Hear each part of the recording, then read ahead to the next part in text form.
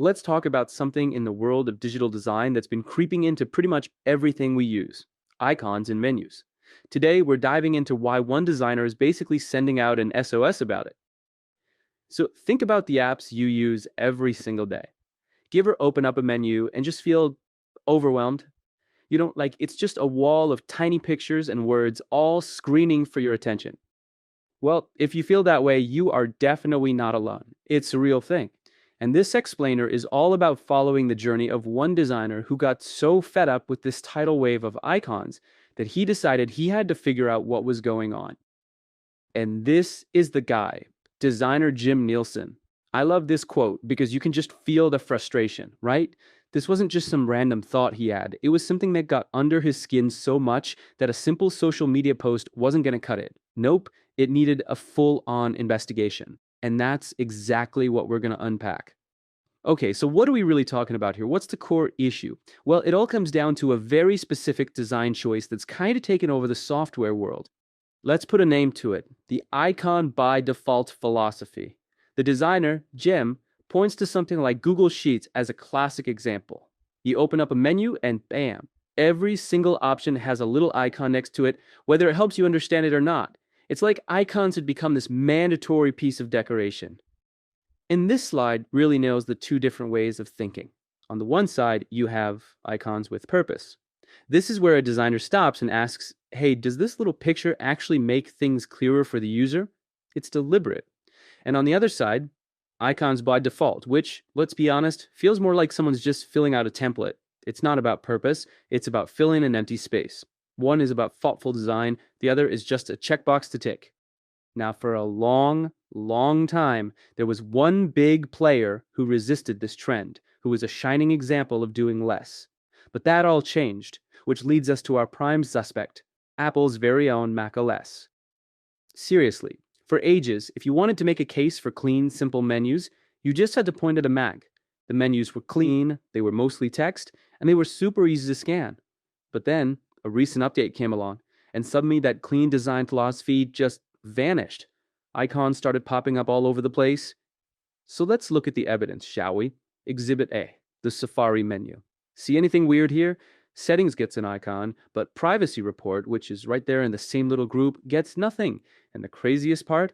There is an icon for Privacy Report used elsewhere in Safari. So why isn't it here? The logic just doesn't add up. All right, next up, the File menu. The inconsistency continues.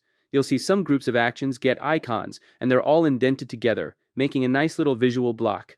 But then other groups, literally, right next to them, have no icons and no indent. What's the rule? Is there a rule? It's really hard to tell.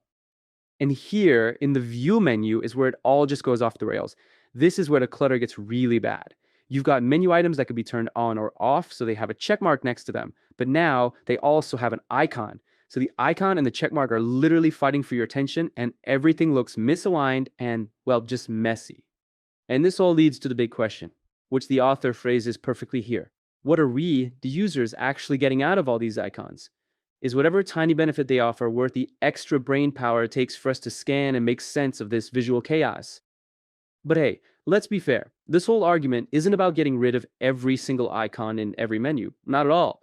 There are definitely times when they are incredibly useful, and the source material actually points out a fantastic example of this.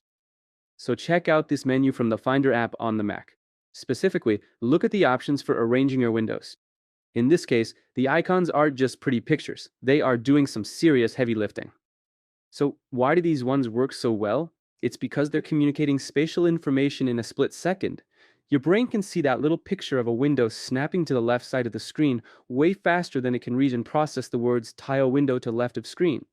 The meaning of the icon is instant. It's clear. This is the definition of an icon with purpose. Okay, this is where our little investigation gets really interesting, because it turns out the single best argument against Apple's new clutter design comes from Apple.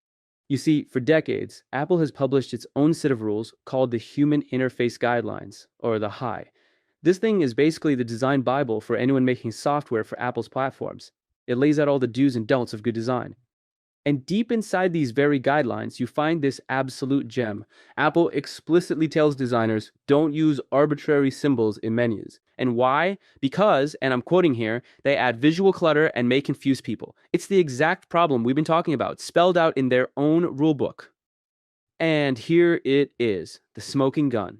On the left, you're looking at the picture from Apple's own guide showing what not to do, a cluttered menu full of random icons. And on the right, that's an actual screenshot from the latest macOS. They're practically the same image. Apple is currently shipping a design that its own rulebook uses as a bad example. You can't make this stuff up. So after going through all of that, seeing the problem, the good examples, and even Apple's own contradictions, what does it all mean? Where does this leave the future of software design? And honestly, the outlook feels a little grim. With Apple, the company that was the undisputed champion of clean, minimalist design for so long, now jumping on the icon by default bandwagon, it makes it so much harder for any other designer to push back and argue for simplicity. When the biggest trendsetter changes course, everyone else tends to follow. Which kind of brings us right back to the beginning. This is just the new reality, isn't it? A world where menus packed with icons are no longer the exception, they're the standard. And that really leaves us with one final big question to chew on. In this constant rush to ship the next feature, to push the next update, are we starting to leave thoughtful, user-focused design behind? Are we just picking what's easy over what's clear? And what's the real cost of all that visual noise we're creating? If you found this video interesting, hit like, subscribe, and tell me in a comment what you think. Do you feel like menus are getting too cluttered, or do you actually like these icons?